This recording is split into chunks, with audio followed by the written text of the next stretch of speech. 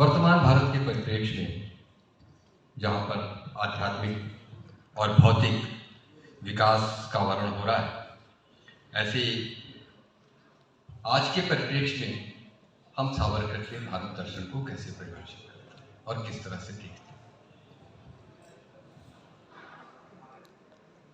आज सुबह से ही इस आयोजन में, वैचारिक आयोजन में, इस तरह से राष्ट्रवाद और भारत के यथार्थ में हम सब डूबे हैं और इसके अतीत के बारे में जब बोलने का अवसर मिल रहा है कि सावरकर की दृष्टि में भारत दर्शन।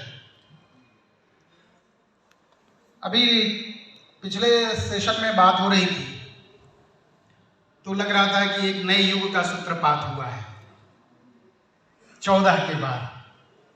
थोड़ा सा पहले जाते हैं तो भारत में जब सावरकर युग था तो भारत कैसा रहा होगा, उस कालखंड की कल्पना करें। एक आदमी, एक व्यक्ति, अपराध उसका एक, तय करने वाला वैस, दंड अनेक, एक आदमी दो कारावास। एक कैसी क्रूरता, मानव इतिहास की त्रासदी और क्रूरता। 75वें स्वाधीनता के हम दौर से गुजरे हैं तो 75वें भारत विभाजन की पीड़ा से भी हम गुजरे हैं। ये दोनों चीज एक साथ चल रही है। उस कालखंड में उस व्यक्ति ने क्या सोचा होगा, आपका सवाल सीधे उधर जाता है।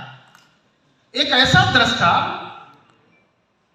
जो देख रहा है कि उसके अतीत में, थोड़ा मैं जिक्र करूं यहां, विवेकानंद कहते हैं कि जिस देश, स्वामी जी का एक कथन है कि जिस देश, जिस समाज और जिस राष्ट्र की युवा पीढ़ी अपने अतीत पर गौरव करती है, अपने अतीत को लेके सीना चौड़ा करती है, वह देश कभी लूला लंगड़ा लड़खड़ाता नहीं है। इसकी कल्पना सावरकर को 1911 में हो गई कि हमें हमारी आजादी तो मिल रही है, हम स्वतंत्रता के बहुत करीब हैं, लेकिन हमें हमारी जो आजादी मिलेगी वह आजादी कैसी होगी? क्या वह आजादी एक समर्थ भारत की होगी? क्या वह आजादी एक शक्तिशाली भारत की होगी? क्या वह आजादी हमारे प्रतीकों और भारतीय ज्ञान परंपरा के आधार पर केंद्रित होगी? इसकी कल्पना सावरकर को उस समय हो गई थी। दुर्भाग्य कि समकालीन जो लोग थे, गांधी से उनके बड़े अच्छे संबंध थे, बोस से उनके बड़े अच्छे संबंध थे, अंबेडकर से उनके बड़े अच्छे संबंध थे। नैरेटिव कैसे गढ़ा गया? नैरेटिव गढ़ा गया कि सावरकर हिंदू नेता है। एक, उसमें हिंदू की बात नहीं थी। सावरकर गाय को पशु कहते हैं, जबकि सावरकर मोपला में लिखते हैं, उसकी प्रस्तावना में देते हैं कि मैं क्रांतिकारी के बन के इस यज्ञ में ईश्वर मुझे शक्ति दो कि अपनी प्राण की आहुति दे सकूं। और फिर दुर्गा से शक्ति मांगते हैं, ईश्वर शब्द का उपयोग करते हैं। फिर इन सारे नैरेटिव को कैसे प्रस्तुत करके यह बताया गया कि वास्तव में वह मुस्लिम विरोधी है, वह एक वर्ग की बात करते हैं। और वो आपने जो दर्शन किया तो उनका दर्शन क्या है? सावरकर का दर्शन कौन होता है? इसको हम लिख भी सकते हैं, बता भी सकते हैं ऑन स्क्रीन। हिंदवा सोदरा सर्वे न हिंदू पतितो भवे, हिंदू रक्षा मम दीक्षा मम मंत्र समानता। ये सावरकर का संकल्प पत्र है। एक अंडमान की जेल में उनके संकल्प पत्र का यह अभिलेख है। ऐसे सावरकर की दृष्टि भारत के लिए कि भारत में रहने वाला हर हिंदू सुखी हो, उसके लिए मेरा ये जीवन है, ऐसा वो शक्ति मांग रहे हैं ईश्वर से। और बाद में इतिहासकार बता रहे हैं कि वो तो ईश्वर के विरोध शब्द तो ठीक नहीं है। क्यों हुआ ये?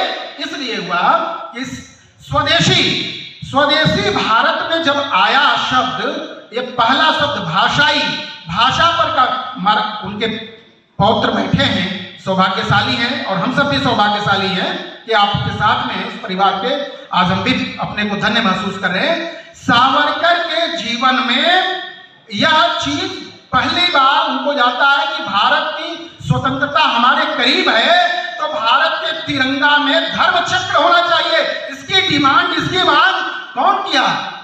पहले क्रांतिकारी ने किया था। उस क्रांतिकारी का नाम है सावरकर।